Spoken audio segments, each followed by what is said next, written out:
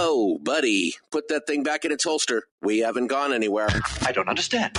Check out the MichaelDukesShow.com for information on how to get access to the podcast. Welcome to the party, pal.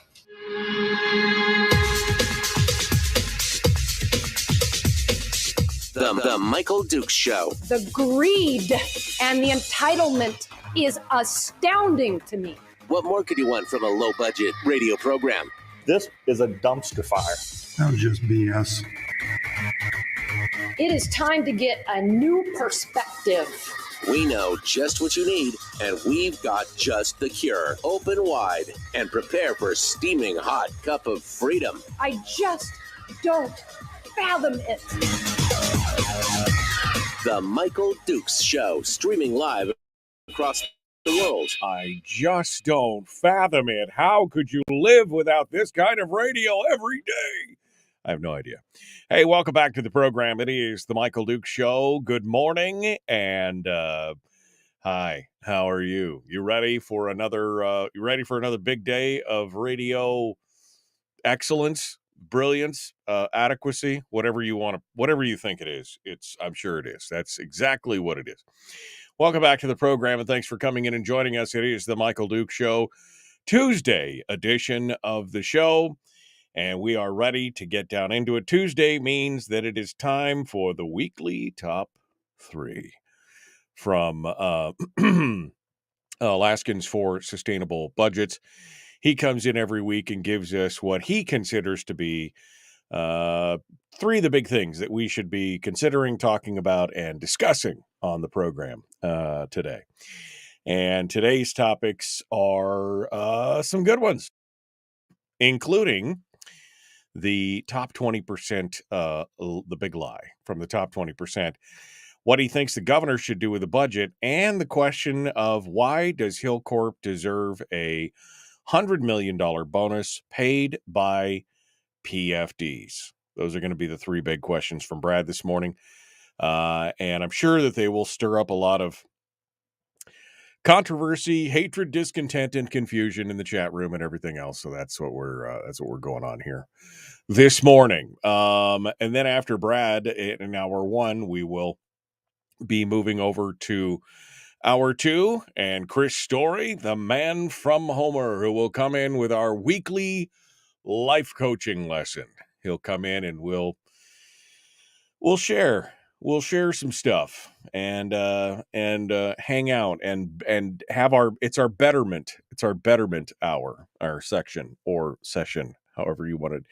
I just call it life coaching, but you guys can call it whatever you want. So that's the plan anyway. So be looking forward to that in hour 2 is what we've got going. Jeannie in the chat room just said hatred, discontent, and confusion is what we live for. Yeah, I know. All right, so we're going to be doing that and jumping in here. Before we get into it with Brad, I've got a couple headlines from around the state. Some of them, I mean, I don't know how funny it is, but it's definitely interesting. One of them is kind of sad. Apparently there was a teen, I was going to say young teen, but he was 18 years old, I guess young adult, killed on Saturday night in Nikiski, apparently while he was riding on top of a moving pickup truck. The 16-year-old driver of the vehicle reported it and called it in. He was later charged with DUI and additional charges. Apparently, Martin was on the outside of the pickup truck and standing on the roof of the cab at the time of his fall. So, I mean, I've seen that whole car surfing thing on the internet. I'm sure you've seen that too. This sounds like some kind of version of that, and that's unfortunate.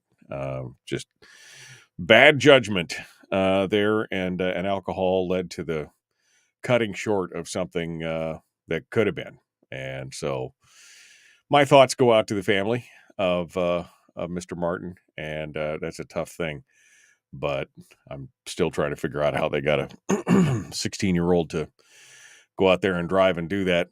It's a It's a horrible, horrible situation. Horrible situation.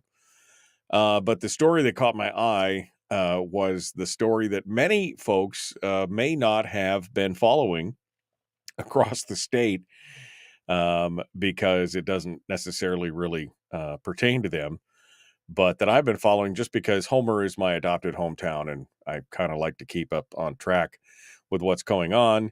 You've probably, if you've been down in the Homer area or been paying attention, you're probably familiar with Grubby. Grubby was a possum.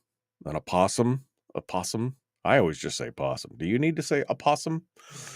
Anyway, Grubby was a possum that found itself on the streets of Homer after arriving on a cargo container a while ago. It was captured back in March after sailing from Washington to Alaska. There was a number of possum sightings, and then she was finally captured by the Homer Police Department and transferred to the Alaska Zoo's infirmary. However, it turns out that Grubby was not a guy. He was a gal. He was a mother. She was a mother.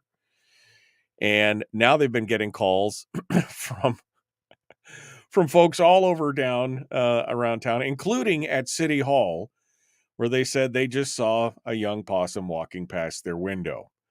Not long after Grubby Jr.'s incarceration, the next one, they started getting additional reports coming from the same vicinity. They have since found 3 of the siblings, but strongly suspect that there are more out there. According to the Department of Fish and Game, the average litter size of a possum is 8 to 9 joeys, but up to 13 can survive. Oh, my Lord. Can you imagine? More reports are coming in since the 3 grublets have been apprehended, including a resident who has reported strange sounds coming from underneath of his house.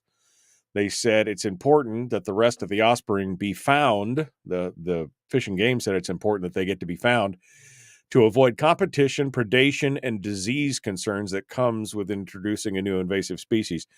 Unfortunately, possum carry a number of diseases, or can carry a number of diseases, that can infect both local wildlife and humans, said Herman with the Fish and Game. Some of these can be fairly serious, and there's no way to know without having the animals on hand. If left unchecked, the possums would likely be able to survive in Alaskan winters, as the temperatures down in Homer are comparable to what's in their home range. Moreover, their breeding season typically occurs towards the end of winter, around January or February. And they can breed as soon as they get to that 8 to 12 month window. So basically, the first year of these little guys' life, they could be breeding. Now, however many you got left, times up to 13. I mean, I'm not one for math, but geometric progression sounds pretty tough at that point. 13. Everyone could generate 13. They've caught 3. They can have up to 13. That's 10 more. Times 13, 130. Gone unchecked. Another year, 100. Oh, my Lord. All right, boys. Sounds like possum soup is back on the menu. Herman said the department's intent is to provide placement for the possums after they've all been captured. I mean, that's very, very... there's no possum season in Alaska, so I would think that they would be considered a nuisance and a rodent, but, I'm not a lawyer, nor do I play one on TV, but I don't think I'd go about the trouble of capturing one by hand at that point. That's just me. But just think about, 8, 9, 10 possums, each one capable of generating another 8, 9, 10 possums. That's that's not something you want to mess with. That is not something you want to mess with. So get your grubby on. Get your grubby on. I just like the idea of possum soup. Personally, it's supposed to be delicious. I've never had it, but it's supposed to be delicious. What are some of the other news stories here that came out? Cruise ship fire down in the Glacier Bay National Park on the uncruise adventure ship, the Wilderness Discoverer. Nobody was harmed. All the passengers and most of the crew were removed from the ship by another cruise ship, and they're towing the vehicle down to Ketchikan. They said the cause of the fire is under investigation. So that was another one that came out there.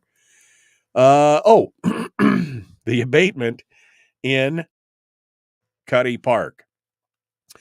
Now, again, for most areas of the state, probably homelessness is not a huge issue.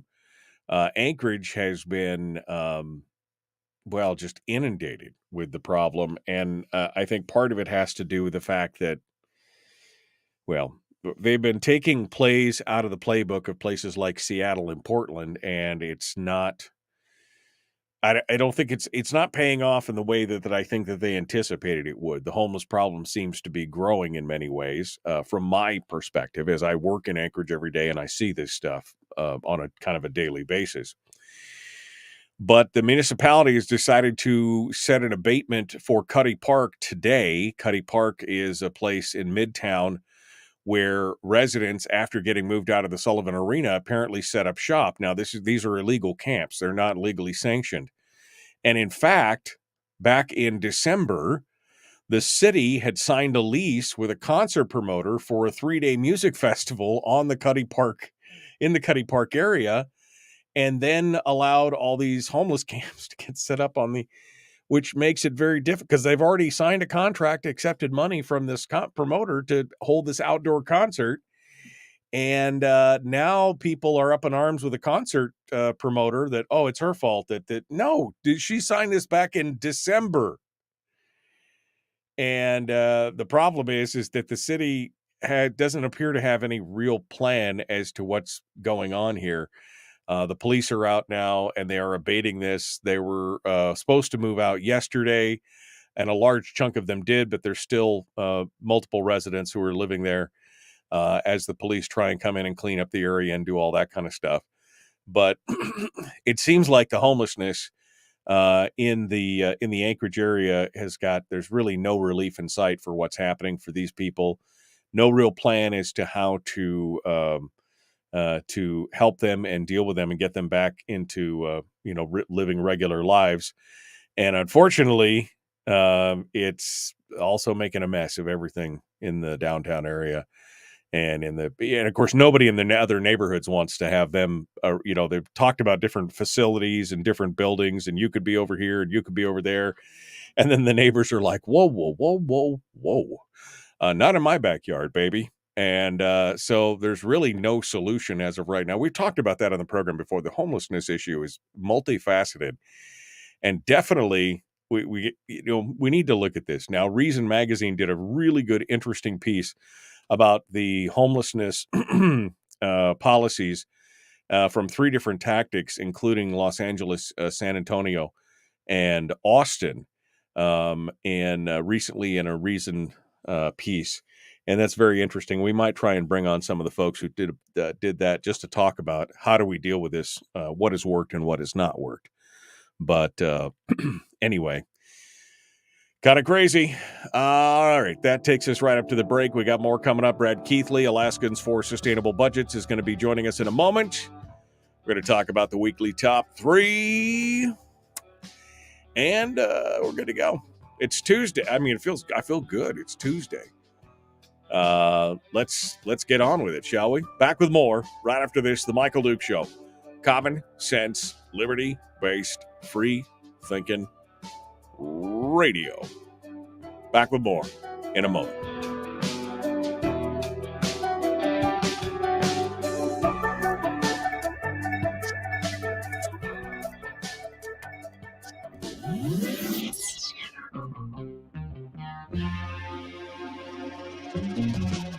Running on 100% pure beard power. Oh, also some coffee. We dip our beard in coffee. Nice beard. The Michael Duke Show.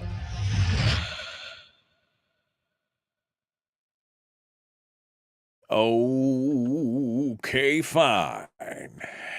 Let's see what you guys got to say. What are you guys talking about this morning? What's happening? I don't know why I'm talking like this. It's only because I feel like my teeth are gone. Good morning. Good morning. Grubby, says Grubby. 3 babies captured so far. Whoa. And then Bill goes on to talk about, because you realize that if they started to breed, it would be like Arkansas, right? It's all inbreeding because they're all the same family. And then Bill says, a bunch of inbred possums, kind of like Chica.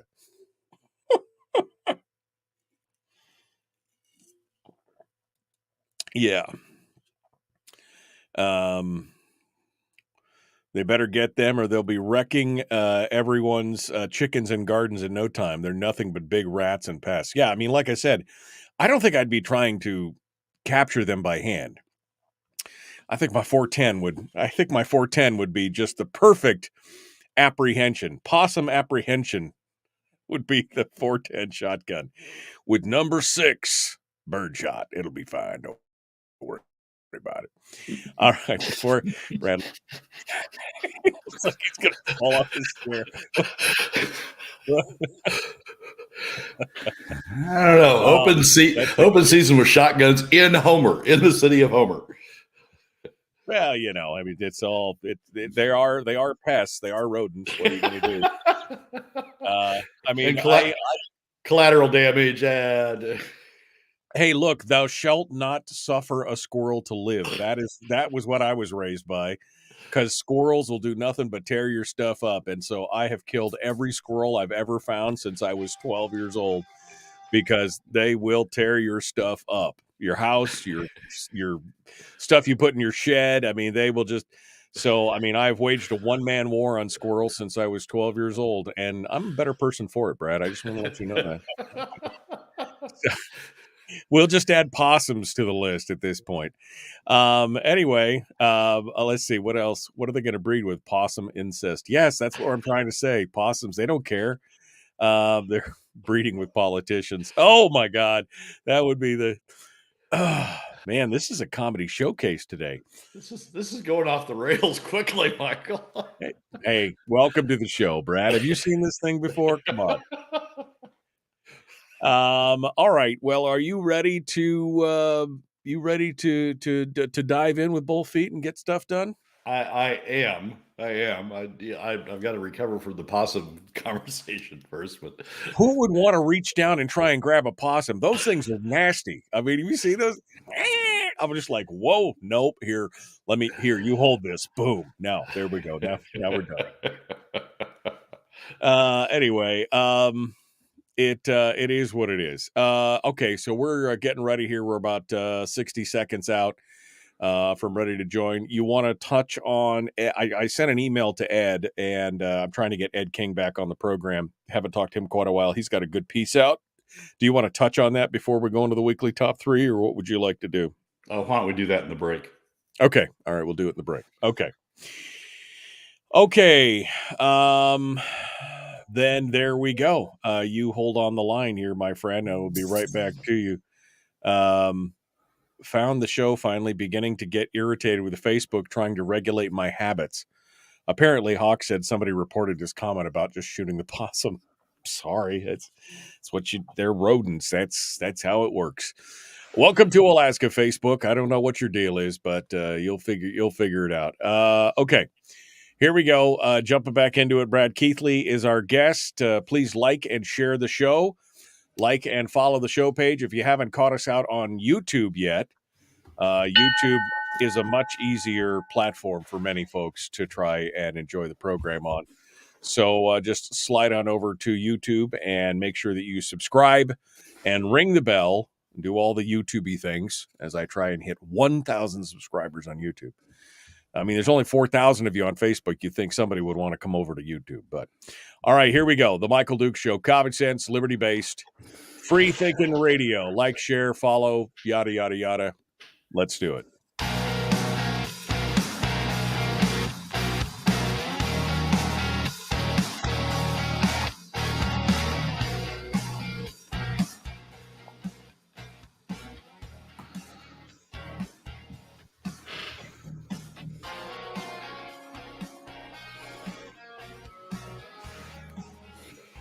Okay, fine. Welcome back to the program.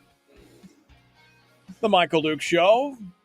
The weekly top 3. Brad Keithley from Alaskans for Sustainable Well, Budgets joins us this morning to talk about wood ticks, lunatics, and politics, apparently, or possums. Brad got a giggle out of the whole possum thing. All right, so Brad, weekly top three. The big one for today, of course, is the big top 20% lie. That's where we're going to start the whole conversation this morning. You say they got the hashtag, in fact, hashtag big lie from the top 20%. Hit me with it. What do we got going on here?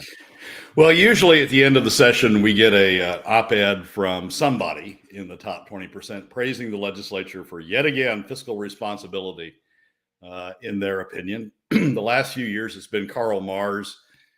Before that, it was Jim Jensen on occasionally. This year, Harry McDonald evidently drew the short straw, and Harry McDonald has written the obligatory, seemingly obligatory op-ed that's appeared in Anchorage, Must Read, Fairbanks, Juneau, all over the place.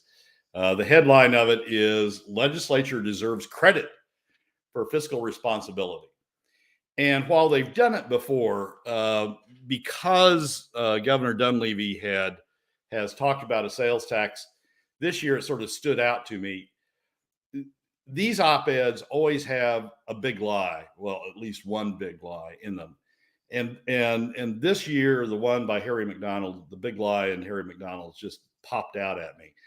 It says, implementing a statewide sales tax would hurt everyone, most particularly low-income and rural Alaskans, and would be a significant drag to the state's recovering economy. That's Harry's counter to the argument that we ought to be using that we ought to be substituting sales taxes for PFD cuts. Wow. If we need them. Now here's it's not like this is even an arguable issue. In 2017, both the 2016 and the 2017 ICER and ITEP studies took the issue head on. And here's what ICER said in a subsequent 2017 follow-up to its 2016 study. A cut in PFDs would be by far the costliest measure for Alaska families. Households with children would pay about 2.5 times more per person than those without children for every $100 million of revenue raised. Sales taxes, this is Harry's, big, oh my God, we miss sales taxes according to Harry. Sales taxes would be the next costliest for Alaska households. Again, those households tend to have lower income. Sales taxes are the same for everyone, so they take a bigger share of income from poorer households. But the key point is a cut in PFDs would be by far, I'm quoting, the costliest measure for Alaska families. Sales taxes, though regressive, would have a secondary impact. So you go back to Harry's op-ed. Implementing a statewide sales tax would hurt everyone, most particularly low-income and rural Alaskans, and would be a significant drag. You know what would be worse, Harry? PFD cuts. PFD cuts would be worse, are worse. I love how they found religion all of a sudden. Oh, we would hurt the poor. We would hurt the poor and the villagers and the indigent. What do you think you just did? I mean, by cutting 3/4 of the PFD out. What do you think you just did? Yeah, it's the big lie, right? If you repeat it often enough that sales taxes are bad, sales taxes hurt poor. You repeat that often enough, and evidently in enough newspapers and enough news outlets. If you hit Juneau and Fairbanks and I forgot Matsu. They hit Matsu, the frontiersmen also. Probably hit the Kenai Peninsula also. If you repeat it often enough in enough newspapers, it must be true, but it's not true. It's the big lie. The big lie that the top 20% are trying to spread is that taxes would be bad. They'd be horrible. They would impact low-income Alaska families. They would take money out of the Alaska economy. And they are bad, except for the thing that's worse by far, PFD cuts. So it's just, what we've got is a situation where the top 20% are just trying to cover their tracks wherever they can. And now, and they've done it before, but now they're just resorting to lying about the relative impacts of PFD cuts versus sales taxes on Alaska families. And it's sort of disgusting It's let's have a debate. Let's have a debate about whether PFD cuts or sales taxes or income taxes or flat taxes are the right way to cover this, are the right way to cover this deficit. Because we now know from the show over the course of the post-session interviews that you've done, we now know that there's no will to cut spending. So let's talk about whether PFD cuts. Let's talk fairly about whether PFD cuts, sales taxes, income taxes, flat taxes, or oil taxes are the right way to cover the deficit. But let's not lie about it.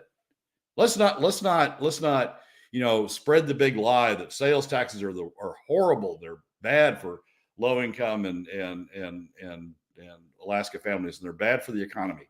There is something worse, and the thing we are using is that something. PFD cuts have by far a larger adverse impact on Alaska families, on low income, middle income Alaska families, and on the overall Alaska economy than sales taxes. So let's at least have the debate on the facts. Let's stop lying, Harry, and be honest about it. We've talked about this on the program before, Brad. I'm not a fan of taxes, right? I mean, you and I have talked about this for years, but I've always said that if we can stand in the middle of the road with our hand out saying, stop, you guys need to cut, and the train will just roll on and roll right over us if we're not paying attention, right? Because there is no political will to cut. We want it to happen, but we are apparently a minority in this state. We are a true minority in this state of people who actually want to cut the size and scope of government. Shocking. We thought we were in the majority. Turns out, no, we're not. What did McCabe say? The only people who want to cut spending are the ones that listen to this show. That's kind of what he said, right? I mean, that's the thing. I mean, I thought we were talking to a lot more Alaskans. I thought there were more people out there that felt the same way. And in one side of their mouth, they may, but on the other side, they're like, yeah, but don't cut the program in my backyard. You know what I mean? So they want to cut, but they're not really fully on board with cuts. So the bottom line is, if there's going to be a discussion on taxes, and let's face it, here's what I would like to see. Karl Marrs and McDonald and all these folks that are writing these op-eds, I'm going to be interested to see in about 3 or 4 years, when taxes are inevitable, what their op-eds are going to look like, because they are coming. Once the PFD's gone and the size and scope of government continues to grow, because it's baked in, I'm interested to see what their op-eds look like then. But the bottom line is, if we're going to face taxes, we should have an honest discussion about what is the best tax structure that does the least amount of damage to the private economy. But since they don't care about the private economy, as we pointed out time and time again, and they're divorced from the private economy, they really don't care. They want the one that's most expedient. Michael, they care about the private economy. They care about their private economy. The top 20% are looking out for their share of the private economy, their bank accounts, and their businesses that are tied to state spending. They care about the private economy. They want to make sure that other segments of the private economy, the middle and lower income Alaska family segments of the private economy, are the ones paying for it. I mean, it's not that they don't care. They care very much. They care about their own bank accounts, and they want to protect their own bank accounts by shoving the responsibility down to middle and lower income Alaska families. Right. 2 years, 3 years from now, what's the debate going to be? Then Harry's going to be in favor of sales taxes. You know why? Because sales taxes are the next most regressive approach to raising revenues, and so they're going to want to shove it down. They'll have to pay a little bit, but the bulk of it will be shoved down to middle and lower income Alaska families. So. Right. They are, let's be clear, they're looking out for their share of the private economy. Let's also be clear, the middle and lower income Alaska families aren't doing a very good job of looking out for their share of the private economy. We're, belly aching about government spending. And as you say, we've been rolled over by the bus, and we're the ones, middle and lower income Alaska families are the ones paying for it. So We've seen how this movie's playing out, and we've seen the continuation of the movie session after session after session. Harry, and now we're just seeing people lying to keep it going. Harry and Marrs and Jensen, all of them just lying their fannies off to make sure that they aren't the ones paying. And it's it's sad to see them resort to lying. Let's have an honest debate. Stop lying, Harry. It's so hypocritical to see them now wringing their hands over the plight of the poor and the lower income folks and everything else, when they are the architects of the destruction of the lower income folks by taking that PFD. The impact and just, again, the disingenuousness of it is it's shocking. It's just quite shocking in the long run. So that's the big lie, and we know where it's going and we know what's coming from it. Brad, we're about, we're going to take a break a little early here. So give me a tease for number 2, which is, of course, what should the governor be doing? And Ben Carpenter covered a bit of this last week, and we've talked about it with a couple other legislators. But what is the governor? What should he be doing? What is he doing, and what should he be doing? I think you had a great interview with Ben last week, and Ben made the point that it's really up to the governor. He's done what he can do. The Senate sort of rolled over the House, and with those in the House majority who joined with the minority to pass the Senate budget, he's sort of at an end point, sort of at a loggerheads. Basically, what he was saying, what I understood Ben to be saying, is the governor needs to weigh in and rebalance the scale and say, yes, the PFD is important. Yes, getting spending under control is important, but it's up to the governor to weigh in. And then, as Ben said, then they may listen to other voices once the governor has weighed in and sort of rebalanced the scale. But the way we're going right now, they don't have to rebalance the scale, because between the House minority and those in the majority who joined the House minority to pass the Senate budget, there is no stopping point for where this goes. So I'm going to talk a little bit about, in the second segment, about what the governor could do, picking up on some of Ben's ideas, but what the governor could do to rebalance the scale. Brad Keithley, Alaskans for Sustainable Budgets, is our guest. We're going to continue with him here in just a moment. We're going to talk about what the governor should be doing. We're also going to talk about Hilcorp. We may get a little bit into it. We talked about it last week, but we may talk a little bit more about the damage to the process. Can the governor's actions also right the ship on that? Because I think that's a bigger question. We could have damaged the legislative process here for the foreseeable future. Maybe some of the governor's actions can help reverse that. I don't know. We'll see what Brad has to say about that. Brad Keithley, our guest, Alaskans for Sustainable Budgets. The weekly top 3 continues right after this. Don't go anywhere.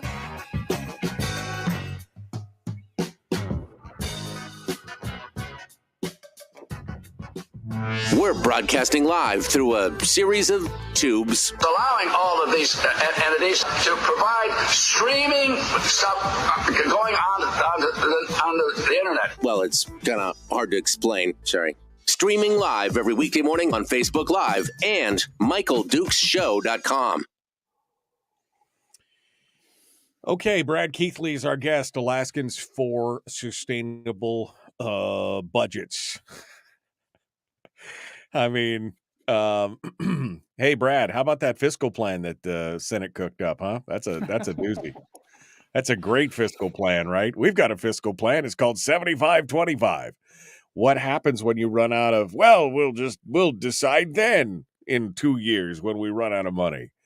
Ed King's got a piece on that. I'll let you take the floor on that for a minute. Ed's got a great piece for those that don't follow Ed. It's kingeconomics.com.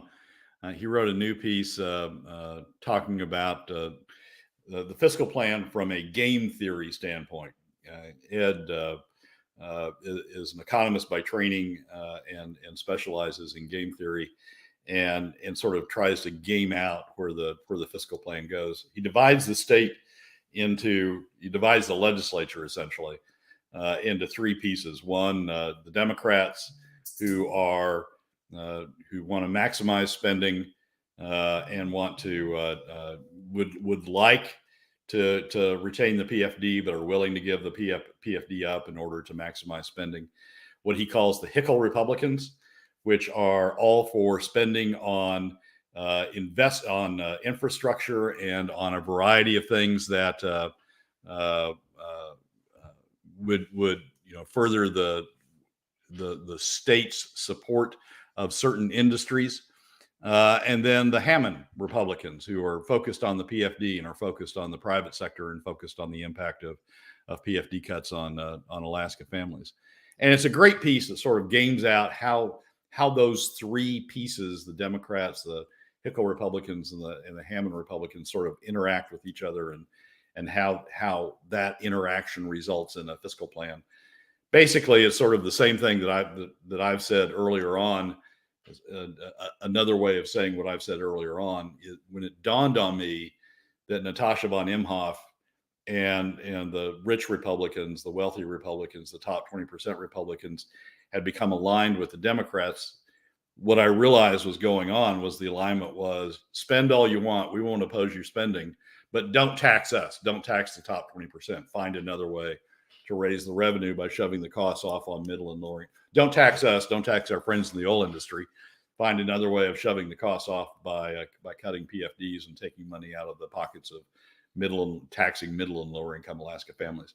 Ed's game theory is sort of a variation on that, or sort of a different way of putting the same point. That right. What we found is that the Democrats and the Hilcorp Republicans are aligning on spend, and they'll fight about what the spending ought to be on, but the central theme is spend. But don't tax us. The Hilcorp Republicans don't tax us to pay for it. So push the costs off on middle and lower income Alaska families by cutting the PFD.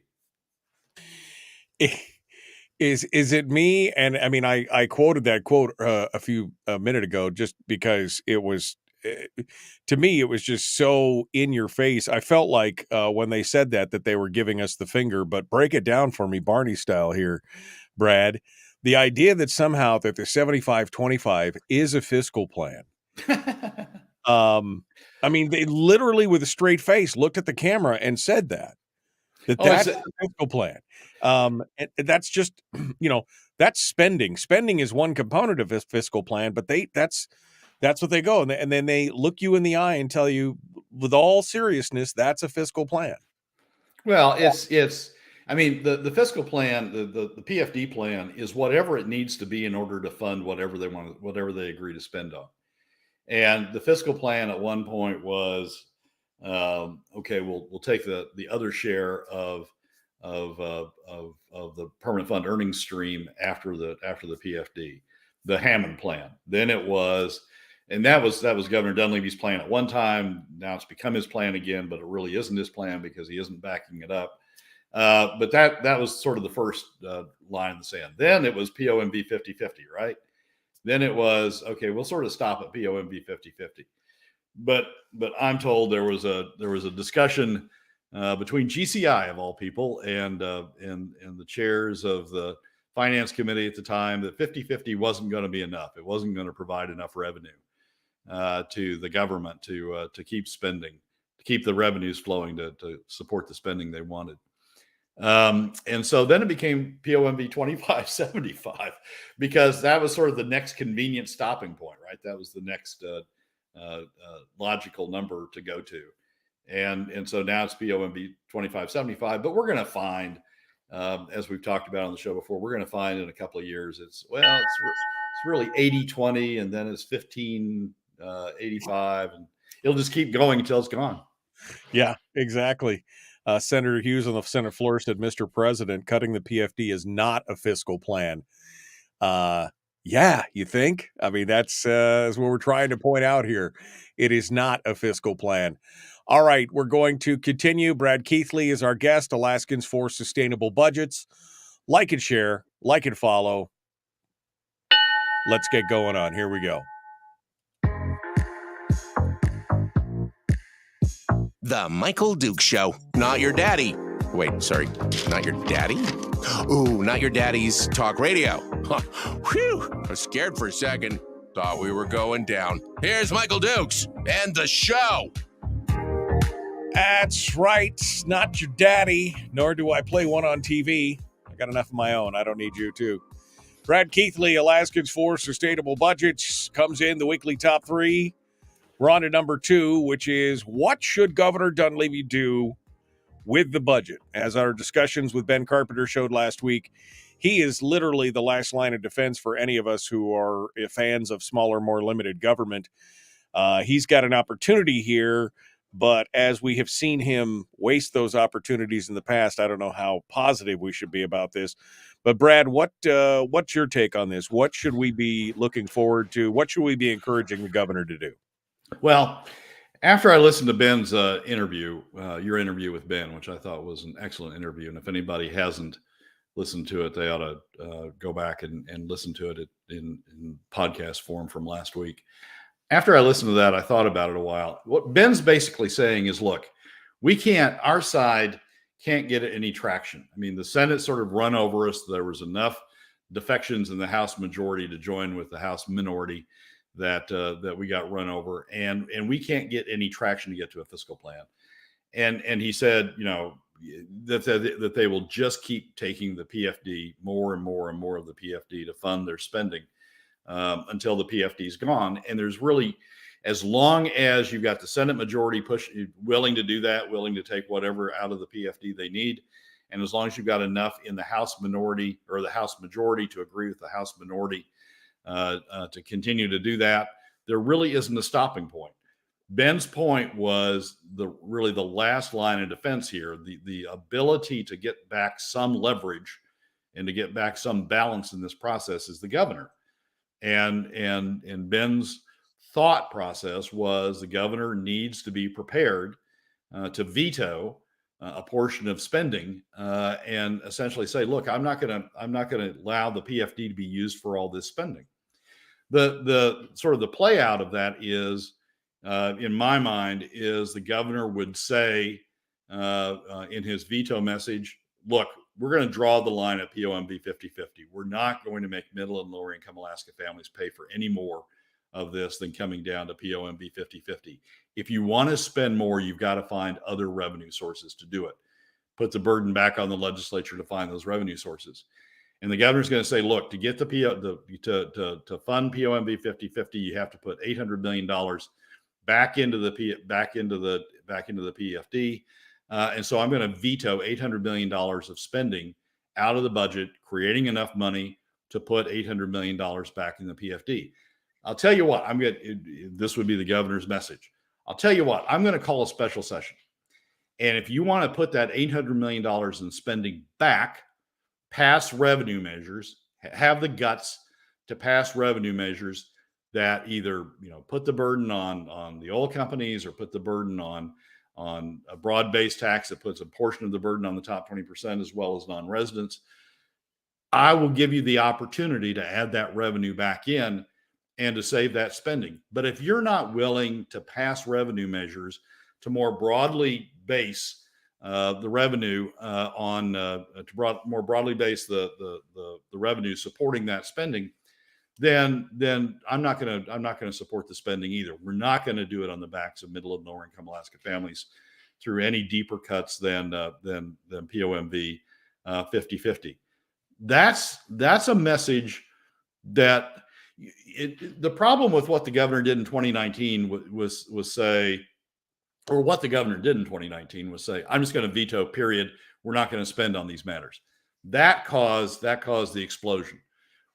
How this message would be different is, look, I'm going to veto, we're going to have POMV 50-50. That's going to be the bottom line.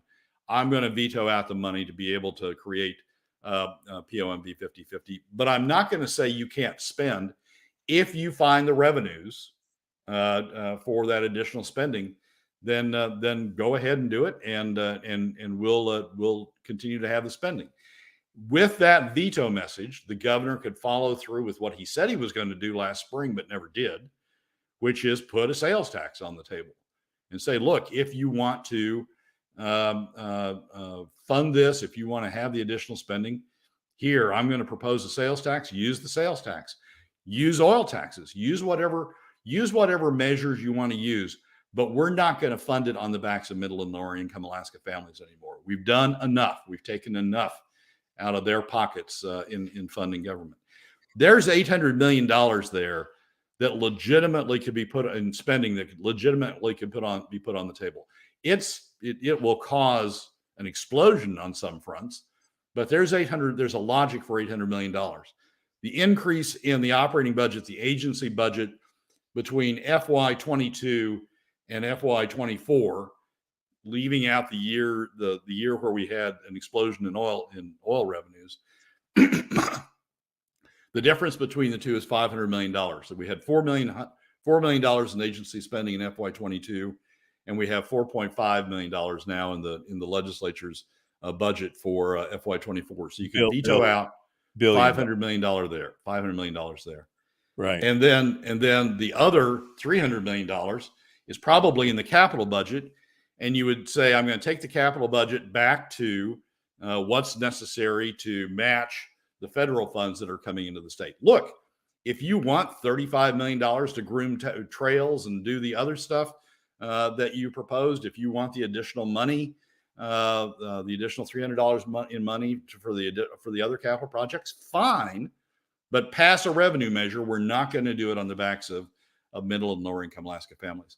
I think that is a message that the governor could give that would then restore the balance. So then we come into the October session, into the special session, and Ben's committee means something. It is the committee that's going to consider how to raise that additional revenue to cover the additional spending that the governor has vetoed out. Well, because we've heard from several sources, and in fact, I think even Rob Myers mentioned it on the program, having a special session in October with the budget not being on the table, there is no leverage for the other side to come to the table at all, the Senate to come to the side of the table at all. You could have a special session, but they'll just gavel in and gavel out, he says. They're not interested in talking about any other. They think they've got a fiscal plan. But if you had something like this, there would be leverage for them to have to show up and actually do something. Are you in agreement with that? That take on it? Yeah. I think then the burden is on the Senate. If the governor's clear about it, the burden's then on the Senate and then on the House minority to come up with, and those in the House majority that voted with the House minority for the Senate's budget.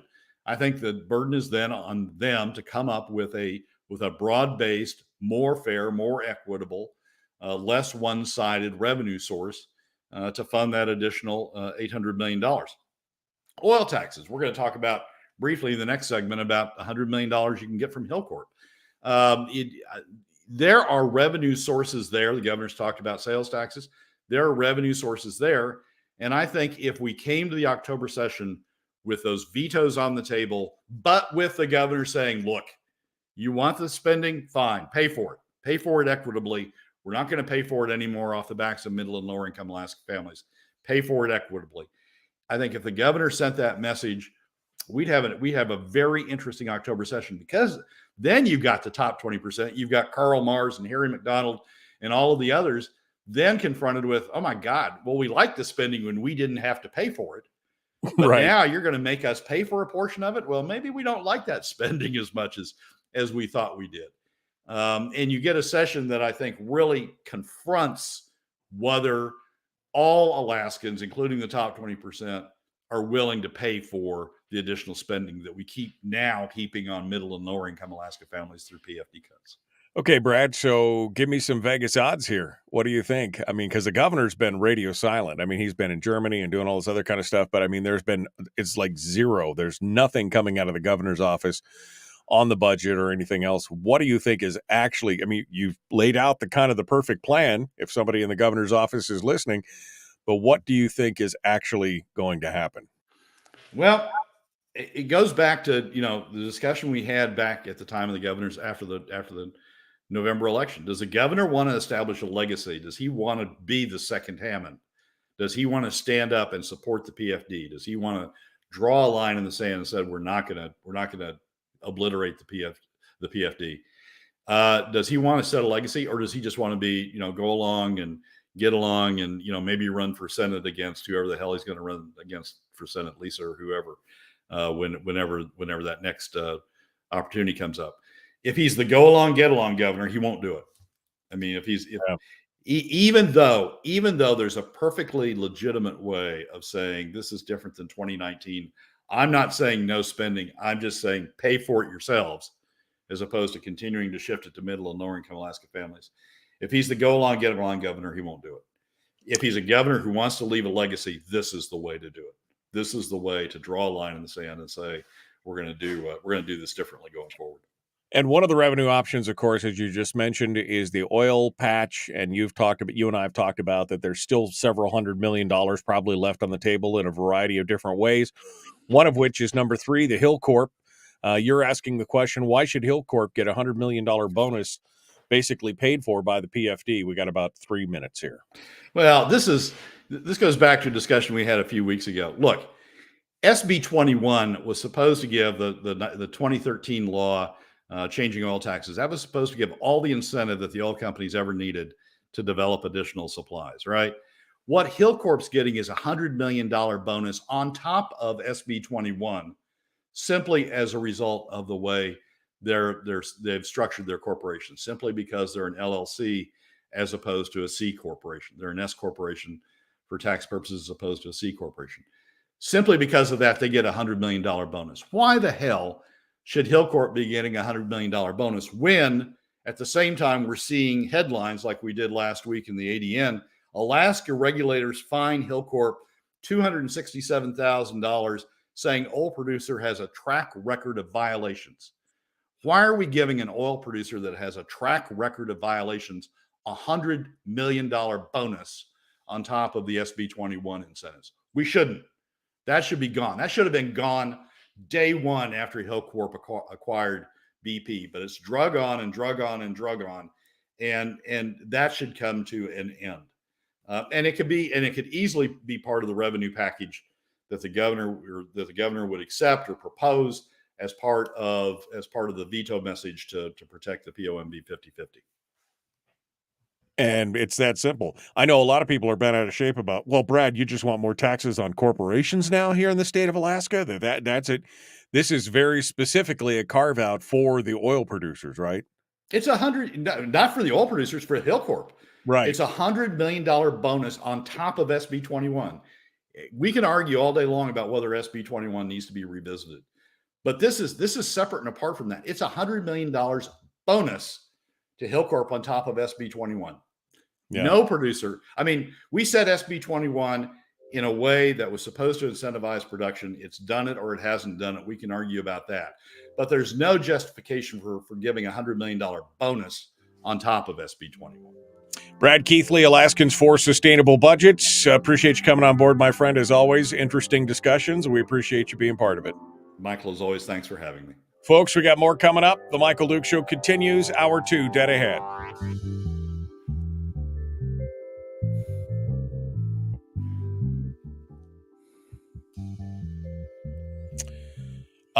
Okay, Brad, here's the argument. Hilcorp doesn't have a loophole. It's not a corporation. Alaska does not and should not have an income tax. And Brad must be advocating for every small business in Alaska to pay the corporate income tax. Nope. So I'm advocating for oil producers to pay for to be treated equally across the board, for Hilcorp to be treated the same as Conoco, to be treated the same as Exxon, to be treated the same as every other producer up on the slope, and have the same tax structure. I'm advocating for Hilcorp to have the same tax structure that BP had when BP owned exactly the same properties. There's no difference between BP and Hilcorp other than their corporate structure. And I'm advocating for the oil corporations. We've treated oil corporations separately for purposes of taxes. We can treat them separately for purposes of this tax. For Hilcorp to be treated exactly the same as Conoco, Exxon, in the way that BP was. And that's what I was saying when I said carve out. I wasn't meaning a carve out specifically for Hilcorp. I'm saying they have carved out the oil industry into a separate taxation structure versus other corporations in the state of Alaska. They treated them separately in the past, and this would basically be following in the same footsteps if we did that with Hilcorp and changed the to the S Corp or LLC function, right? Exactly right. I mean, why should we be giving Hilcorp?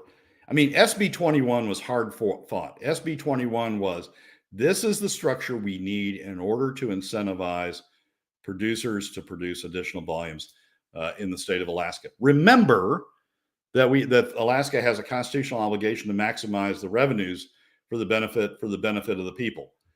We set SB 21 so that we achieved that objective, took as many dollars as we could, but created an incentive for the producers still to continue to develop and invest.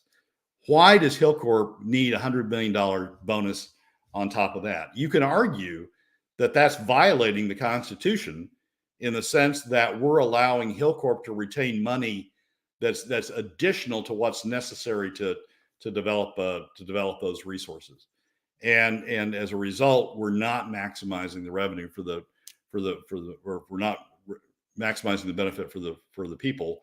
We are instead giving a $100 million bonus to Hilcorp just because it happened to come into the state in a different corporate structure than the others. SB 20, we can argue SB 21 all day long, but keep in mind, this is a bonus that Hilcorp's getting on top of SB 21. And there's no one has said, oh, it's needed for Hilcorp to do additional exploration. They're not doing additional exploration. There's no one who said Hilcorp needs this additional bonus in order to do this. It's simply, Hilcorp's a corporation that's formed as an LLC. It ought to be getting that $100 million. No, it shouldn't. That $100 million coming from the Alaska, the resource that's owned for the benefit of all Alaskans, ought to be going to Alaskans. It ought not to be going to that corporation. And of course, you're talking about Article 3, Section 8 of the Constitution, which mandates that all resources be developed to the maximum benefit, is what the verbiage says. And many politicians have argued the maximum benefit means maximum money to the state of Alaska. So this would, I guess, fall in line with that argument for many of them in that regard. Brad, final thoughts here before I let you go on any of the weekly top three or any of the other comments that you've seen that tripped your fancy there. Well, I think the big burden, I think Ben hit it exactly correctly last week. I think the big burden is now coming on the governor and what the governor does. And this is as much as this session was an inflection point where the legislature said, no, we're not going to stop spending. We're going to keep going. And we're going to keep taking it out of the PFD. As much as this session was an inflection point in that direction, even though all revenues are down, we're not going to stop spending. We're going to keep going. We're just going to take it out of the PFD. Even though as much as this session was that inflection point, I think this decision by the governor on whether to veto and how to veto and what to do with respect to this budget is an inflection point. I think if the governor draws the line as Ben outlined, we can get some balance back in the process, and we can ensure that all Alaskans have to contribute to the cost of government. If the governor passes this, lets the budget go into effect, doesn't draw the line in the sand, doesn't say I'm going to protect POMP 50, I think we've hit another inflection point, and I think it's going to be very difficult to get Humpty Dumpty back together again past this point. So I think it's a big deal for the governor, and it's going to be something that we're going to be looking at closely as he makes the decision. And of course, all of this is predicated on whether or not the governor has decided. I mean, if he's got nothing to lose and he's not doing anything else, it's one thing. But if he's decided that he wants to continue to run for higher office, it may be he doesn't want to alienate that top 20% donor base if he's planning on running for the Senate or the U.S. House or something like that. So, I mean, it's a real it's a conundrum, and he's been radio silent up until this point. So we have no idea what he's going to be doing. Yeah. And it's probably not by accident that Harry McDonald's argument or op-ed was focused on sales taxes, the thing that the governor had raised as a potential revenue option. It's probably a shot across the bow there as well. So I think it's an inflection point. I think this decision by the governor is going to be a key indicator of where the state goes from here.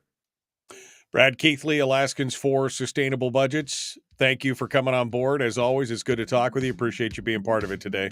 Michael, as always, thanks for having me. All right, folks, we got more coming up. The Michael Duke Show continues. Common sense, liberty-based, free thinking radio. Chris Story will be joining us and more in just a moment. Maybe tell me what your thoughts are on what Brad just said, and I'll read those off in the chat room in the first segment here. Get your take on it. We'll continue. The Michael Duke Show, Common Sense Radio.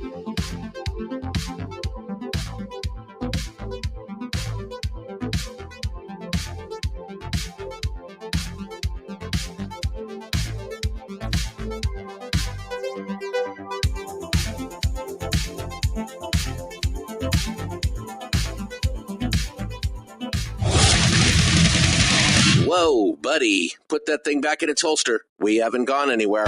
I don't understand. Check out the MichaelDukesShow.com for information on how to get access to the podcast. Welcome to the party, pal.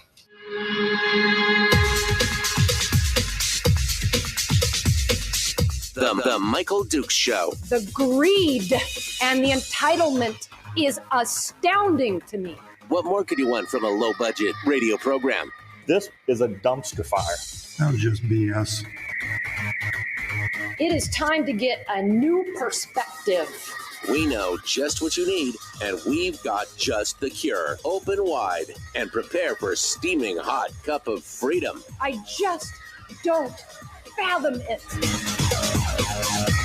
The Michael Dukes Show, streaming live across the world. That's right, live around the world on the interwebs at michaeldukeshow.com, where you'll find links to everything, including our audio-only live stream, the links to the podcast, which is available on CastBox, Stitcher, Google Podcast, iTunes, and, of course, Spotify, and links to our social media sites, where we simulcast the radio show each and every day on Facebook, YouTube, and Twitch, and pretty much everything else. It's all over there at michaeldukeshow.com. We appreciate it. All right. Hour 2 of the big radio program. We just finished up with Brad Keithley from Alaskans for Sustainable Budgets. And we, again, spreading a little hatred, discontent, and confusion out there. Some folks are agreeing with Brad in the chat room. Others are disagreeing with Brad, specifically on the Hilcorp discussion and the so-called loophole, I guess you would say, for the Hilcorp LLC loophole, where they are being taxed at a different rate than previous oil companies because their corporate tax structure is different. Brad is advocating that, that they should be taxed at exactly the same way that BP was, because there is $100 million difference between what's happening with Hilcorp and what was happening with BP, simply because they are a different tax structure, being an LLC and I guess being taxed as an S Corp instead of a C Corp. Some people have said, fine, change it for the oil companies. That's important because we're supposed to get the maximum benefit. According to the Constitution, we're supposed to get the maximum benefit out of our resources. And others have said, no, what you're trying to do is you're trying to make all small businesses in Alaska pay, advocating for every small business to pay some kind of corporate income tax. Although I don't think that's what Brad is trying to do. Now, whether there could be a carve out specifically for oil companies or not, based on the verbiage in SB 21 and everything, I don't know. But there is some money left on the table. And in fact, Brad has talked about on the program in the past how that overall that there's probably $400 or $500 million still available on the table based on the tax structures that we're using right now for oil and gas, and that it could be changed up, and the state could be gathering more revenue from those sources, because again, oil's a finite resource, and what we get out of it, we only get one bite at that apple, so to speak. The problem overall, I think, is this. The problem with the whole idea is that we still don't have a true fiscal plan. And as much as we love to mock the Senate for coming on board and saying, oh, we've got a fiscal plan, it's the 75-25. Anybody who's being intellectually honest understands that that is just one component of that is the spending side of a fiscal plan. It's not really a fiscal plan at all, because you have, if you're looking at a fiscal plan, you have to have strictures in place, right? I mean, for example, for your home budget, right? You want to create a fiscal plan for your household. We would call that a budgeting process, right, for the household. So you have to take a look at what is your baseline expenses, right? What is your heat, light, power, food, those kind of things. Those are pretty much set expenses that you know are going to be there every year moving forward. Every month you're going to have to pay them. And once you figured out what your set expenses are going to be, then you look at your income, what you know your income is going to be, and you try and balance those two things. And you have a plan that says, okay, I am making just enough or maybe a little over, and I could put some of that stuff away, or maybe a little under, which means I'm making a little less than what I'm expending. So then I have to trim. That pressure, that downward pressure is forcing you to then trim some of your expenses and things like that. It's a balance. A fiscal plan is a balance of all things. It is spending. It is revenue. It is, again, a stricture on if you're going above and beyond and over, and having a plan if you're making more money than what you're spending every month. If you're making more money than what you're spending every month, then you've got a little bit more you've got a little bit more to work with. So you have to have a plan of what you're doing with that excess money. So that's the idea of a full fiscal plan. The Dave Ramsey approach. Boy, if we had the Dave Ramsey approach to state government, there would be some things in this state that would come to a screeching halt, I guarantee you. But see, their idea is that this fiscal plan of just 75-25 is very, very short-sighted, because depending on whose numbers you look at, and whether it's Brad's numbers or Ben Carpenter's numbers or Donna Arduin's numbers or whoever's numbers, when you look at it, you realize that here's the baseline. This is the problem with state budgets and state governance overall. The problem, number one problem, is this. The state budget, if nothing changed, if the rapture happened tomorrow and every legislator was sucked up into the horn honked and everybody was sucked up into the sky and nothing else changed, and there were no legislators to increase the budget or anything else, state government in and of itself would increase every year by about $150 million. Just based on automatic escalators and formulas that are baked into the whole thing, the size of government would continue to grow because there's inflationary factors and contractual factors and everything else that are in there. So if nothing else changed and the legislature did absolutely nothing, the government would increase every year by $150 million. So that means that every 7 years, or every 5 years rather, you'd have a $750 million increase. Every 10 years, you'd have a $1.5 billion increase in state government. Now, I can tell you that the full PFD, that the 75% of the full PFD is about $1.6 billion, right? $1.7 billion, somewhere in there. So now they're at 75-25, meaning 75% of the earnings go to government and 25% goes to the PFD. It won't be but a couple of years before all of that money, the excess money, the extra 25% that they've decided to take, is going to be consumed by just that part of the increase. No other, forget about any additional spending, forget about any additional programs, just that part of the increase. And as Brad pointed out, for example, between 2021 and 2023, the increase in the operating budget was $500 million. So it is inevitable that the monies that the legislature is trying to control and capture in the PFDs will all be gone in I saw Ben Carpenter and Donna Arduin were talking about 2 years. By the end of Dunleavy's term, the PFD could be gone. But even if it goes out to the 5 years, 6 years that Brad Keithley laid out, the money is still gone. And the PFD is then gone. And then they will come back to us hat in hand, and I can almost guarantee you the verbiage will be something along the lines of, Well, Alaska, we haven't ever had a tax. And so you folks really need to pay your fair share. If you want the government that you've got right now, if you want to keep us going and you don't want to lose any essential service, I love how they always talk about essential services first.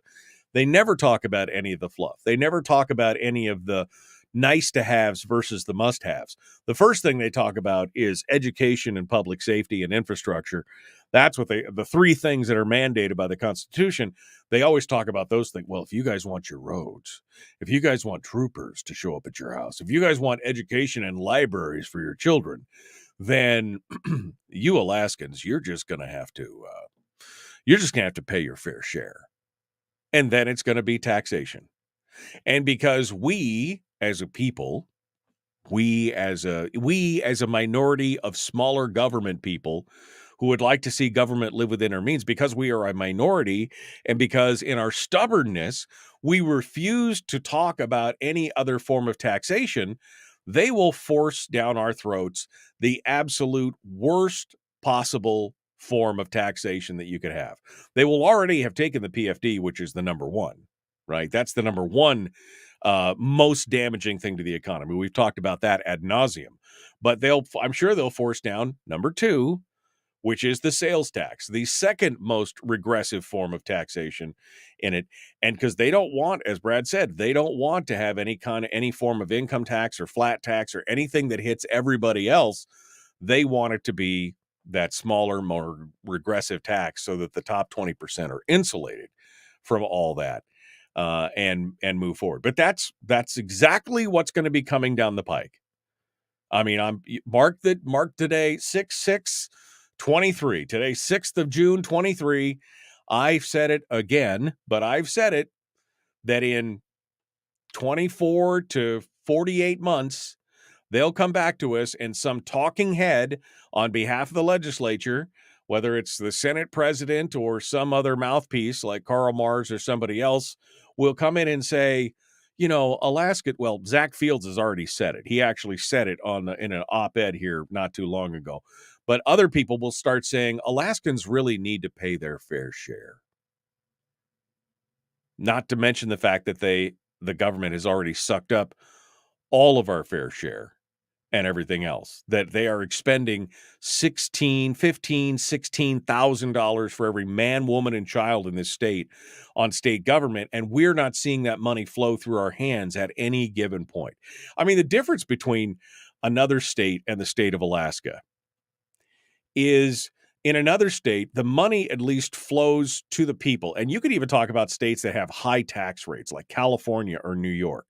And you could say at least that money first goes to the people and they have an opportunity to use it, even if it's for a short period of time. And that money has an opportunity to turn in the economy a couple, 3-4 times before it's taxed and then consumed by government. At least the people got their hands on it for a short period of time and could leverage it and make use of it. In Alaska, they're spending $15,000 for every single person in your household, and you didn't see a dime of it before it went straight to government. That's the major difference. They're receiving all of the revenue, all of the revenue from the taxes and the levies and everything else. They're receiving 75% of the royalties directly into their coffers. And now they're going to take 75% of the remaining earnings of the 25% that was set aside. And it's never going to be enough. And we are never going to see it in our hands because, again, they give zero craps about what's happening in the private economy, especially the lower half of the private economy. I mean, this is the way. This is what we're going to be seeing. So mark your calendars. I said it today. 24 to 48 months from now, somebody will get up and say, Alaskans haven't had a tax. We need to pay our fair share. Mark it down. The Michael Duke Show, common sense, liberty-based, free-thinking radio. Chris Story is up next as our guest.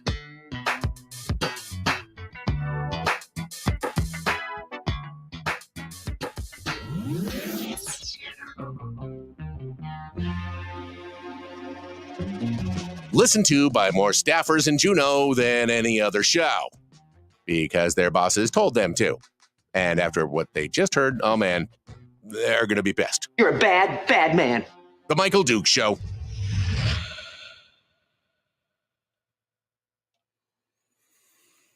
Okay. So. Okay.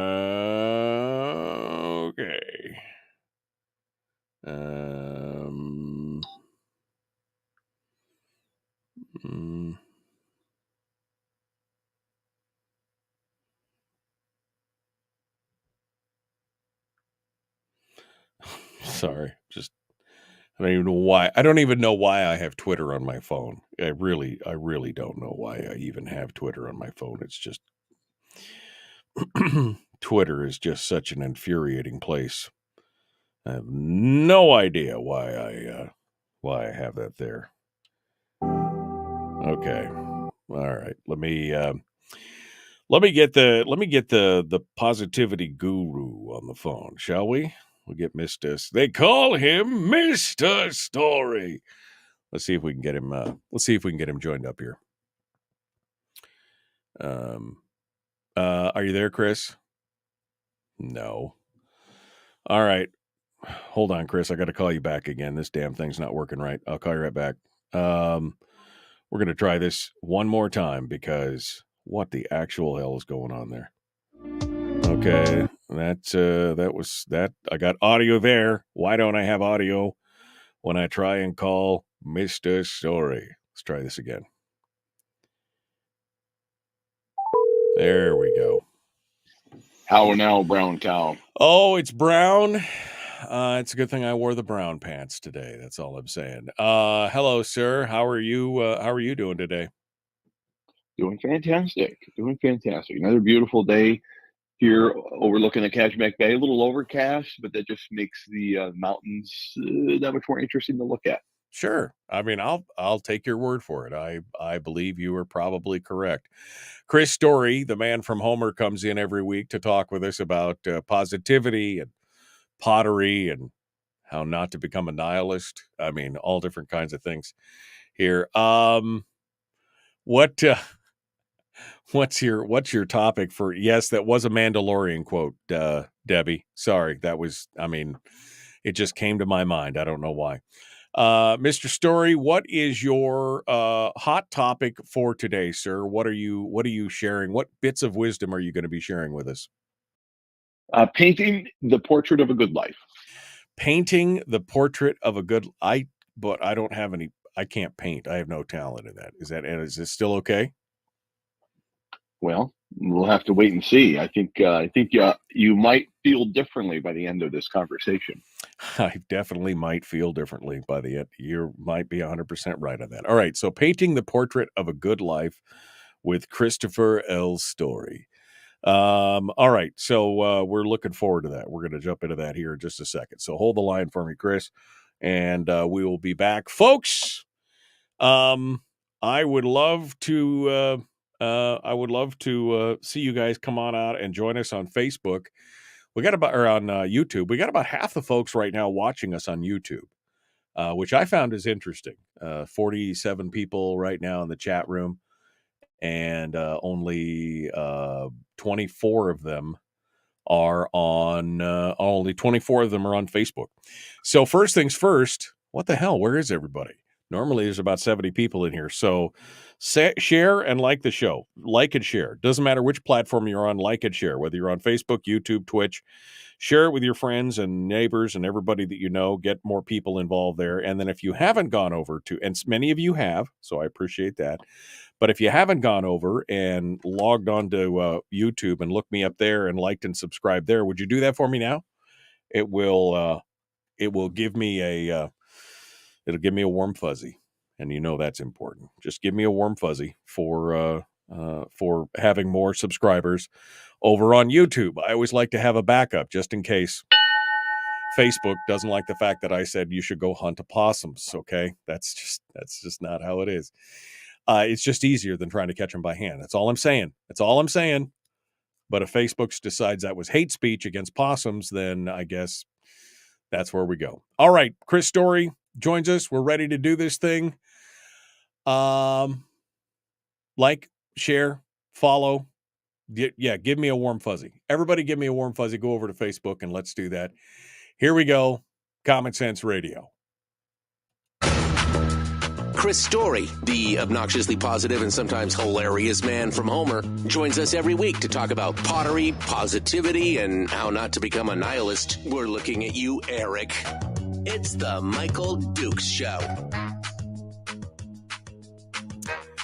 Yeah, I mean, I thought I'd pull that one out of the Wayback Machine just to give Chris a smile on his face.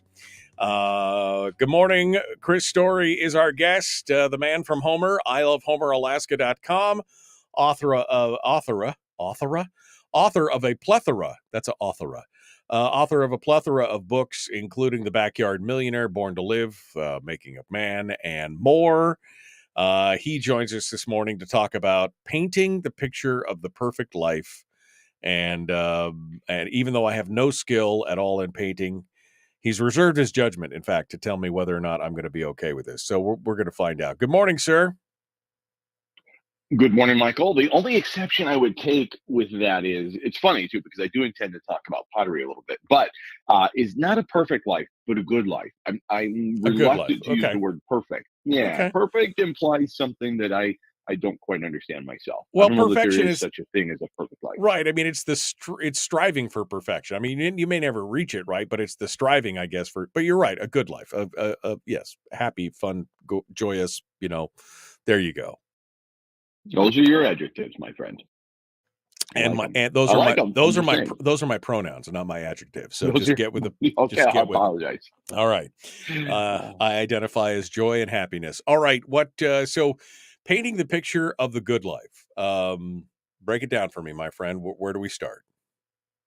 Well, I mean, we're dancing around the topic that we talk about a lot, the meaning of life, which is a deep topic for such shallow minds, but we'll delve into that anyway. Is that for me, or did you just insult all my listeners? I'm wondering. I'm just curious what you're trying to say there. No, it's just you. Okay. Just making sure. I can take it. I can take it. All right. Yeah, no, I know you're a big guy. You can handle it, broad shoulders. But I was talking to a friend yesterday who's in the process of a multi-year research project on a book about not just success but meaning and finding a meaningful life and success, the combination of the two. And so then I got in the mail yesterday a brand new book by one of my favorite authors, Seth Godin. It's called The Song of Significance, and it's about finding meaning at work or making your work meaningful. And it just reminded me, as I kind of been bombarded a little bit. I mean, this is what you and I have been talking about for many years. It's been the thrust of my On Top of the World radio program.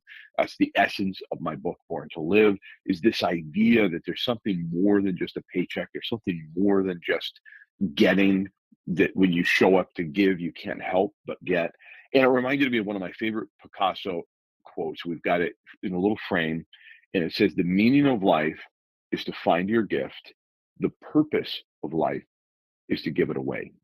And so I'm just thinking about, okay, what is, if Picasso painted the portrait of the good life for himself, what would the portrait of my good life look like, or your good life? It's going to be completely different than Picasso's, of course. And I think we have to kind of dissect his quote a little bit and say, wait a minute, what does he mean finding your gift? Well, I think there's a really good chance that if you don't identify with that, or you don't relate to that topic or that conversation and go, what gift? I'm late for work. I don't know what gift you're talking about. I think there's a really good chance you've tamped down something that you've always wanted to do or try to master. Something you've wanted to become, or somebody you wanted to become, or something you've wanted to do that might be a gift, and you might resonate with it. And you might be nodding your head now going, yeah, but for fear, but for uncertainty, anxiety. What if I'm no good at it? What if nobody likes the work I produce? What if it doesn't work out? And then the worst of all, and this is the pile on, and this is what goes through many, many people's minds, what will they say? And so this gift can be creative, like Picasso's, which conjures art and painting and creativity, or it can be capitalistic. It can be just a pure business scheme that you've always wanted to do. Maybe you've wanted to be a business on your own, or it's leadership. Maybe you've wanted to take a bigger leadership role at the company or in your family or at school or at work, something where you want to lead people. Or it could just be simply you've always wanted to just do some head down physical work. I just want to build something or go to work making something, but I'm held back because, well, I have a law degree, or I do this, or I am engaged in this type of work. I think the gift that Picasso was talking about was something to do, not just creativity or paint or go move to Tahiti and live with, a bunch of people in a commune and paint until you die of leprosy. I think he meant, which wasn't him, that was more Gauguin. But nevertheless, it doesn't have to just be art, but it could be. And I think we should not limit ourselves with that gift. It's interesting because, excuse me, you just talk about, the things that people do and what will they, the group of they think, kind of thing. And then you'd mention people say, well, but I'm a lawyer, or I'm a this, or I'm a that. A lot of times your chief purpose, sometimes it's wrapped up in what you do and your occupation and who you are, but that's not always the case, right? I mean, sometimes it could be something that's completely different or opposite of what you do to make a living, right? hmm Absolutely. Yeah, absolutely. And just thinking in terms of the gift, like maybe your gift really is like Alan Dershowitz. I don't think anybody would argue that Alan Dershowitz's gift is being wasted or squandered in life. Only he'll really know. Only he could really know. But he's an incredible constitutional lawyer. He's just an amazing lawyer. Just ask OJ. It's not for us to look at his life or yours and say, you're sure squandering a gift, because maybe he can sketch realistically. Maybe you can't tell the difference between his photorealistic painting and a photo. I don't care. He's got to determine what his gift is. And it seems, based on the fruit of his labor, that it's lawyering, that it's interpreting the Constitution, that it's defending those who might appear to not be worth defending to the masses. That maybe is his gift. But what I'm struck with when I think about lawyers, I think about Alvin from the Cosby Show, the Huxtable. Are we allowed to even talk about the Cosby Show anymore? Or is that? I don't know. You just did, so we'll see if we get canceled. Let's do now. it. Let's finish the analogy then. Yeah. Alvin is a lawyer, but yet he starts a small plumbing company. And this is Dr. Huxtable's son-in-law. To his chagrin, his son-in-law and his daughter, who both attended law school and got lawyers, I think even passed the bar in the show, whatever, but they gave it up so they could be plumbers because they just wanted to do something physical and interesting and challenging. And so what is their gift? I don't know. What is your gift?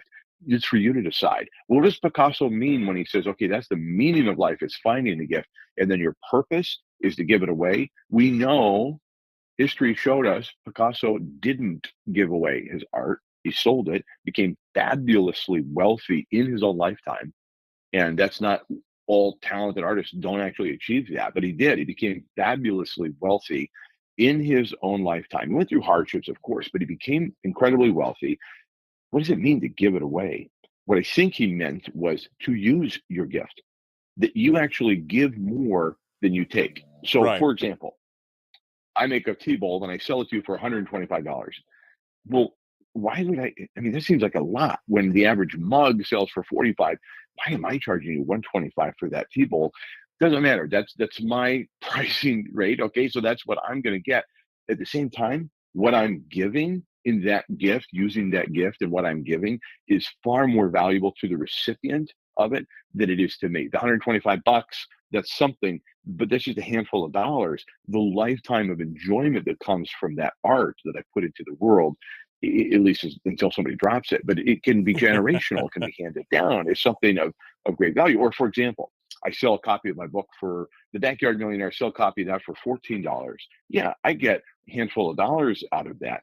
But the gift of the story, escape, and possible encouragement towards wealth in your own backyard is far more valuable to the reader than what I'm taking in dollar values. So it's that concept that Napoleon Hill talked about 100 years ago, to give more in use value than you get in cash value.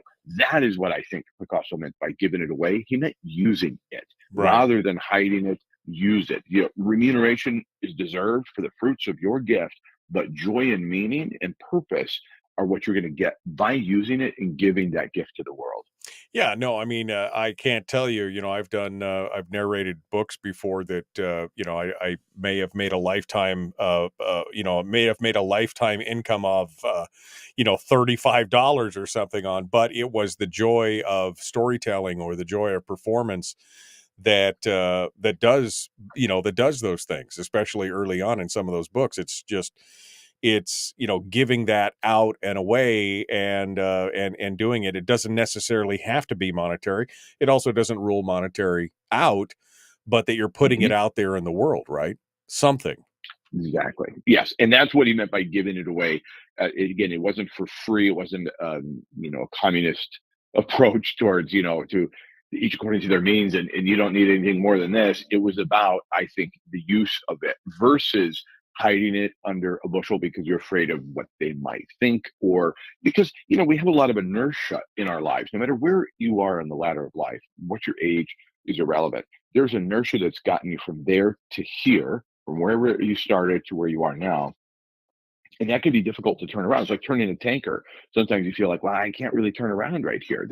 No, it's too late. Or as my friend Mark Alton says, it's too late in the dance to call her ugly. I'm committed to this career. It's like, no, you can start something new on the side. We are in the digital age such that all opportunity has been democratized. You can try anything.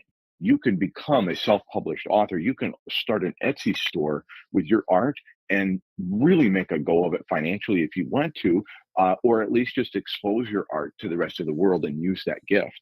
And if you're listening to this and saying, well, I don't know what this idiot's talking about. Me, Michael, not you. You're nobody in your audience thinks you're an idiot. Nobody. Maybe. No, you understand that? Yeah, no, I understood. Thank you. Thank you. But I mean, and you're right, because today is even better than before. I mean, we can go back in history and look at stories of, Harlan Sanders was like 57 or 58 years old when he went out and started hawking Kentucky Fried Chicken, right? I mean, he was not a spring chicken. He was in his later years, and we can talk about this for you. And that was well before the internet and all the connectivity and everything else and the plethora of opportunities that we have today. You can change the direction of your life at 50 or 60 sometimes. I mean, it doesn't matter. Age is a number at that point. It depends on what your passion is and if you're finding a need and filling a need. Exactly. A guy called Wally was an agent, a talent agent for people like Gladys Knight and the Pips and Marvin Gaye, and he had a talented client pool. And yet his gift, he felt in life, was bringing people joy through his cookies. So Wally Amos created famous Amos cookies and started with a little tiny shop in Hollywood, little kiosk of a store before he quit his job of talent agency. And he started that. It went off like gangbusters, and he ended up giving his gift away coast to coast through Macy's and other stores with his cookies. Again, not giving it away, but he did. And that's really why we even remember him or know his name today, is simply because he pivoted in his 40s from a very successful, viable career into something that was really what he felt he was meant to do, in bringing people joy in a different way. Right. And I guess I would say this: if you really don't understand, or this doesn't resonate with you, or you're already living that gift and giving it away, wonderful, good for you. But if you think this is a bunch of hooey and almost sounding borderline woo-woo, which Michael would never allow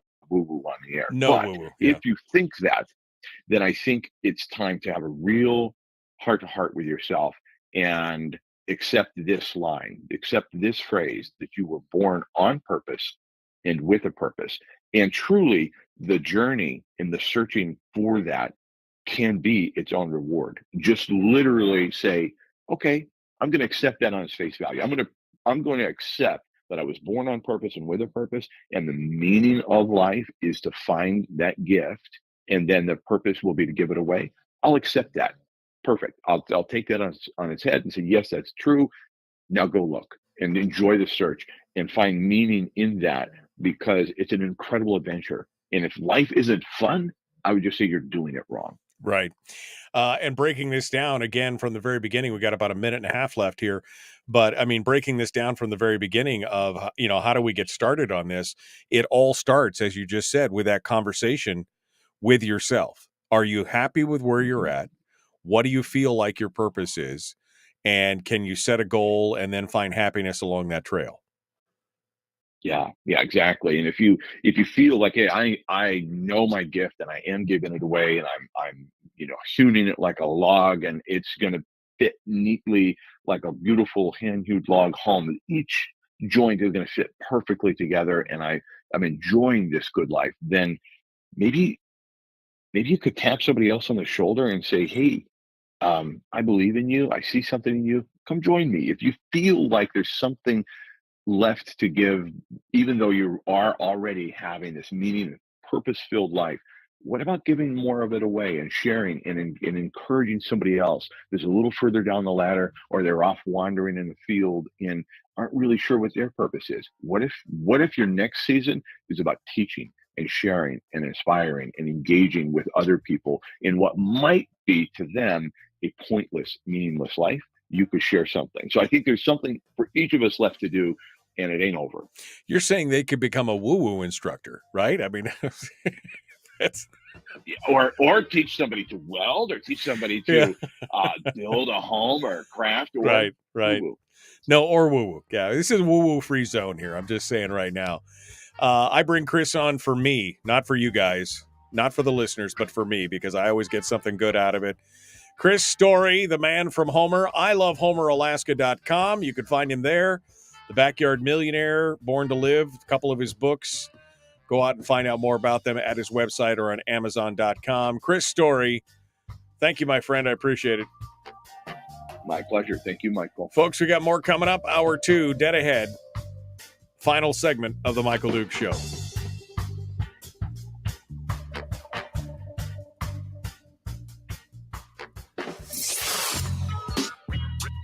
What is that?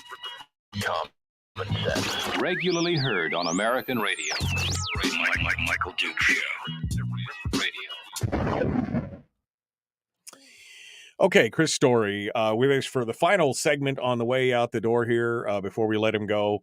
What a good thing. I think, Chris, this is what I've discovered, that probably about, this is anecdotal, but in my opinion, in my ideas, my life, talking to people, just, probing them, talking about different things, about their lives, about goals and things like that. Probably 70% of people probably walk around without any chief definite purpose or aim or goal, right? They don't even know what they're basically just going through life and letting it happen to them. But there is a slice out there that has a goal, a purpose, an aim, those kind of things. And you could be part of that minority with a simple decision, right? That's all it takes, is a simple, single decision to start. Chris hung up on me. He did. Failure. Really wanted to talk more about this. Fine. We won't talk about it anymore. Chris Story, the man from Homer. Thank you, Chris. Thanks for being part of that, man. I appreciate it. All right. Coming up on the final segment of the show here this morning. And we will see what it is that you guys want to talk about. How about that? Let me fire up the phone lines, I guess. We'll see if we want to open up the phones here for the last segment and see what you guys have got to say. We'll get things locked and loaded, and then I'll get over here into the chat room here in just a hot second. And we'll see what it is that you guys want to chat about here as soon as my phones. Oh, they're taking their sweet time this morning. Taking their sweet time. There we go. All right. And click. Mm-hmm. Thanks for calling the call-in line. All right, there we go. So the phone lines are now open and active. If you would like to sound off, we'd love to hear what you have to say today. Tomorrow I'm working on a couple guests, but nothing laid out yet, nothing solid. And so we could be doing a full 2 hours of, I guess, What If Wednesday. We could be talking about that, see what's going on there. And I guess it just depends on whether or not you guys are on board with that. That's what we need. We need to know if you guys are all on board with that hot take or not. Okay. Phone lines are now up and running and locked. And we're going to jump in with that here in just a second. Okay. I'm going to go back up here to see what it says. Randy says, what do you mean, mark my words, in 48 months, someone will say, he said, I thought Brad is already saying it, that we need an income tax.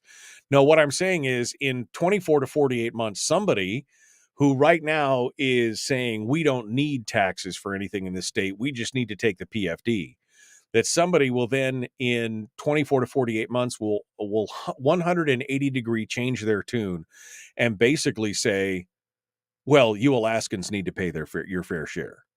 I can guarantee you that that's going to be it'll be some form of that. It'll be a paraphrase of that idea.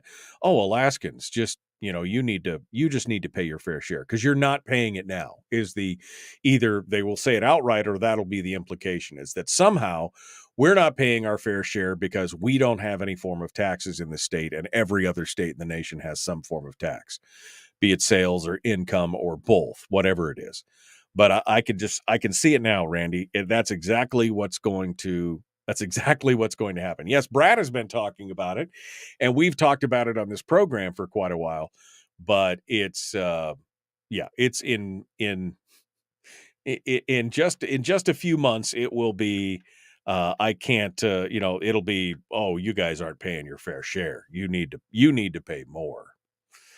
And so that's what I was saying right there.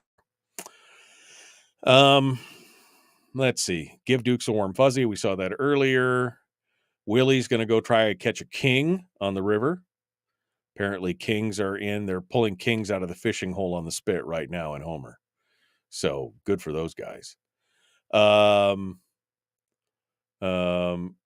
said that for him, Chris truly hit home this morning. Thank you. Bill, you were born on purpose with a purpose. And you can decide what that is, whether it's just making us all smile from your witty antics and witty witticisms, or maybe it's something else. I don't know what it is, but it's good. Bring on What If Wednesday. Yes to What If Wednesday. Brian says, we hear that refrain already when you look at the federal dollars which flow into the state, which is that we're not paying our fair share. We know it's coming. We know it's coming. All right, here we go. The Michael Duke Show, common sense, liberty-based, free-thinking radio. We're going to throw those phone lines open and see if there's anything else that you guys want to talk about, and we'll kick it off right now. Like it, share, like it, follow, subscribe, ring the bell, do it all. Here we go.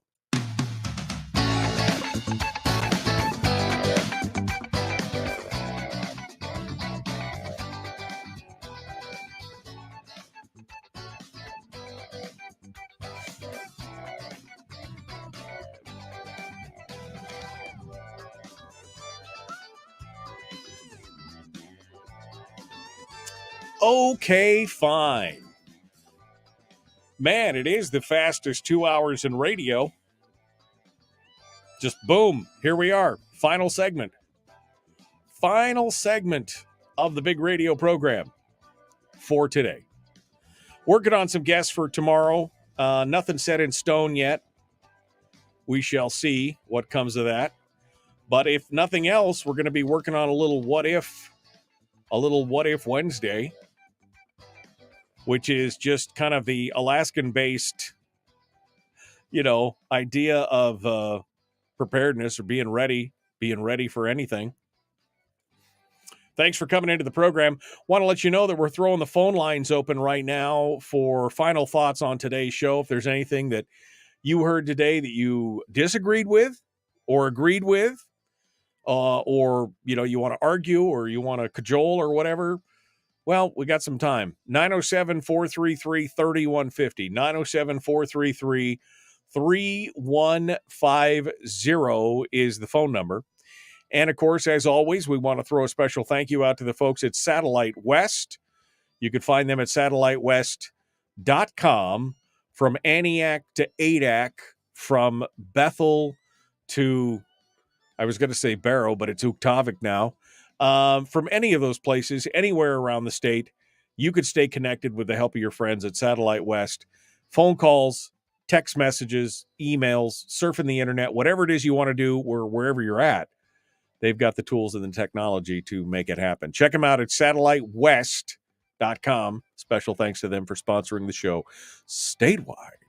Thank you so much. We appreciate that. Okay. Well, we were just having a conversation during the break there after Chris so rudely hung up on me and left, guys. I went back to him right after we went to commercial break, and I pontificated on this whole point. And then I said, Chris, what are your thoughts? And there was nothing there because he'd hung up. He's a busy guy. We can't complain too much. But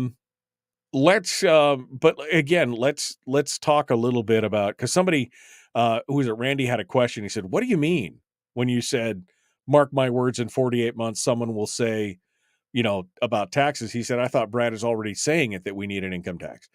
I'm not saying about somebody like Brad. What I'm saying is the people who now are saying in the op-eds, who are saying from the podium of the legislature, who are saying in their press conferences or in their town halls, oh, we don't want a sales tax. We don't want to tax it. We don't want this or that, to pay for the PFD or whatever. We don't need that. We've got it covered. We don't need taxes in this state is the ultimate kind of the end game of what they're saying. What I'm saying is that those people that are saying that now, that in 24 to 48 months, one of those people is going to turn around and say to the public, well, us Alaskans, we're just not paying our fair share, because the money will be gone. The money from the permanent fund will be gone.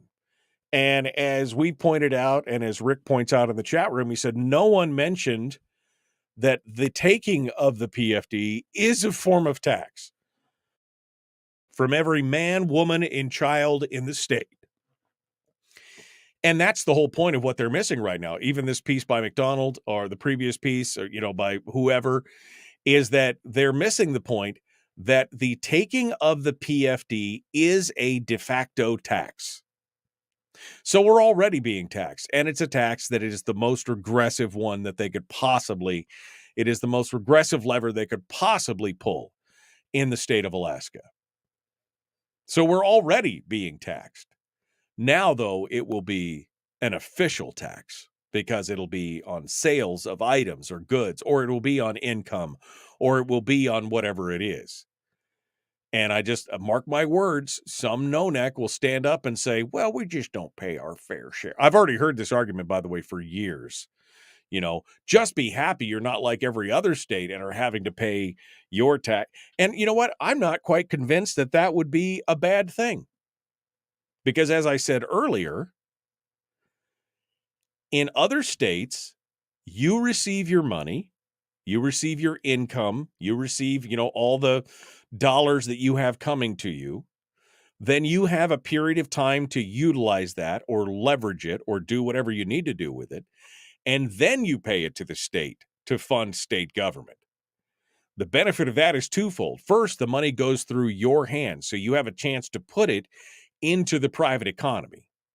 So it turns in the private economy, maybe not to its fullest extent, because you have taxes coming up that you have to pay, but at least it comes into your hand, and then you feel it when they take it back from you, right? You feel it when they take it back from you. Oh man, that was a big tax, and then it goes to state government. Here in the state of Alaska, they are taking all that money. It's bypassing you. So first and foremost, you don't see it and you don't feel it when you're taxed on it. And the worst part is the money doesn't go into the private economy at all, because it never passes through your fingers. I mean, I've often said that one of the things that I wish we could do in this state is that I wish we could mandate that all the royalties, instead of 75% going to state government and then 25% going into the fund itself to be spun off later on as the PFD, I have often said, I really wish as owners, as collective owners of the state resource, that we received those monies directly. Because how many people are in your household? I mean, if you're mom and dad and 2.1 kids, right? The average Alaskan family or whatever, you would receive in your household somewhere around $64,000.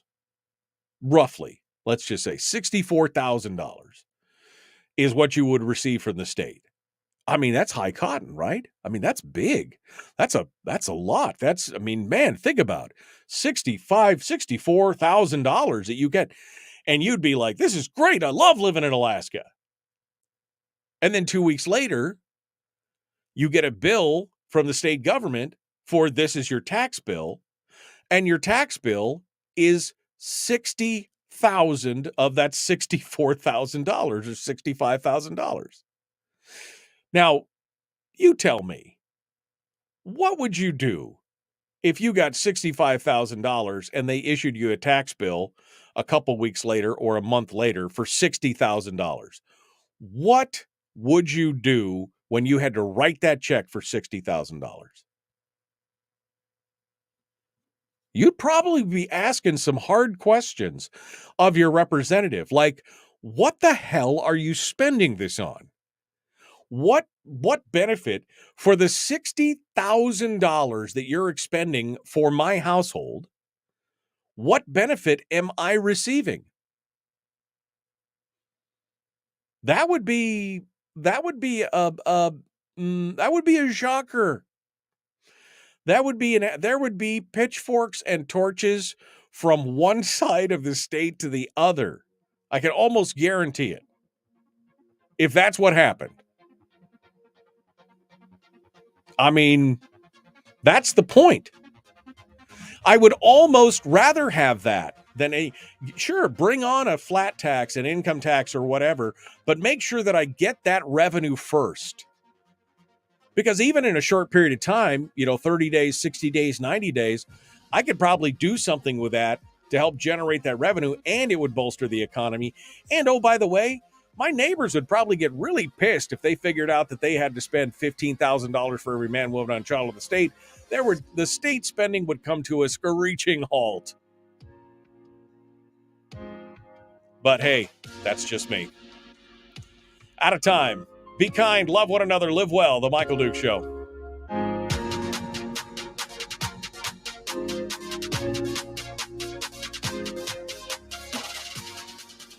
Timothy's 100% right. The benefit, other than roads for most, would be zip. Nada. Okay, so we get some education funding. Okay, so we get roads. Okay, so we get troopers. Those are the three things that are mandated by the state of Alaska. The rest of it, all the rest of it, doesn't need to be there. I mean, it's nice to have. Now we would be juggling around and figuring out what are the biggest nice to haves versus the must haves. That's what it would be about. All right. Well, we're out of time for today, my friends. Be kind, love, live well. We will see you tomorrow.